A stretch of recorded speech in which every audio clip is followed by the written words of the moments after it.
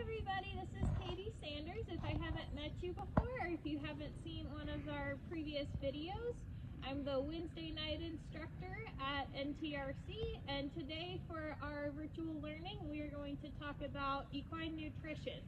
The primary part of horses' diets is roughage. The two most common parts of that, or types of that, would be hay, like my boys are eating back here, or grass in the spring. There's other forms of that, which we'll talk about a little bit later. Horses should eat 1 to 2%, usually 1.5 to 2% of roughage of their body weight per day. In the winter months, like we're in right now, hay can serve as a way to not only keep our horses fed and give them the nutrition that they need, but it actually helps them stay warm as their bodies are digesting. It's important to keep roughage as the main part of a horse's diet because that's how their bodies are meant to digest. If you think about wild horses, they spend their days wandering around and eating gradually throughout the day. Their bodies are meant to digest slowly and constantly rather than in large amounts several times per day like a human might. As I already mentioned, roughage or forage should be the primary source of nutrition in your horse's diet.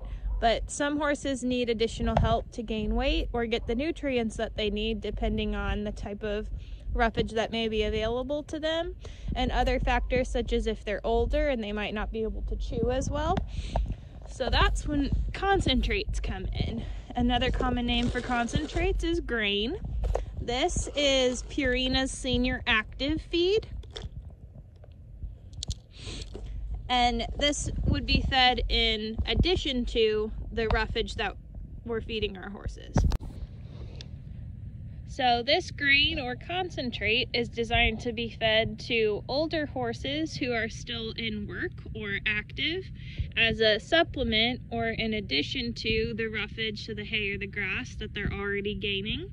And it's designed to meet the needs of older horses because horses' nutritional needs do shift over time. Earlier I mentioned that roughage comes in several different forms. The main forms should be hay or grass whenever possible, but these are two examples of alternatives. This is beet pulp, which can serve as a substitute when other roughages aren't available or when a horse needs more added to their diet. It's what's left over from when farmers harvest sugar. So sugar beets are harvested, they take the sugar out, and then this is what's left.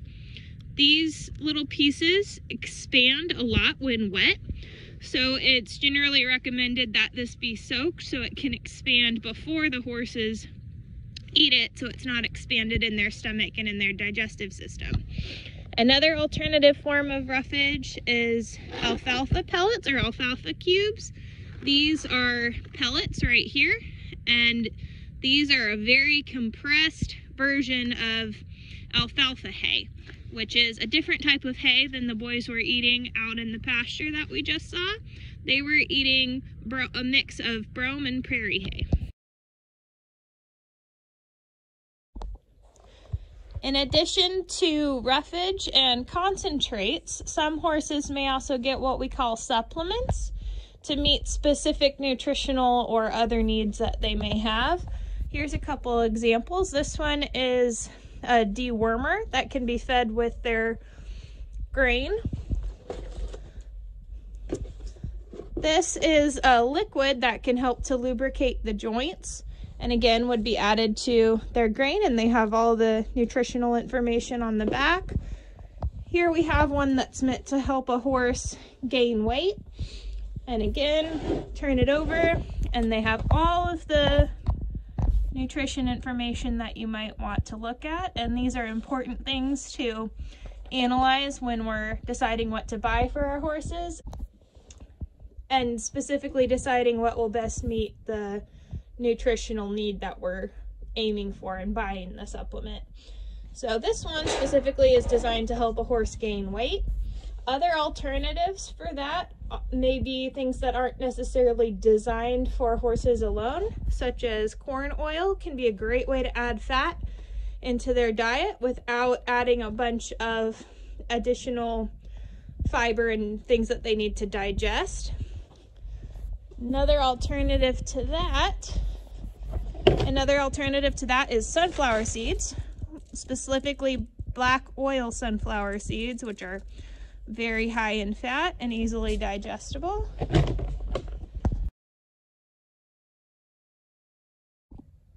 As we're thinking about feed, it's also important to make sure that we're storing it safely.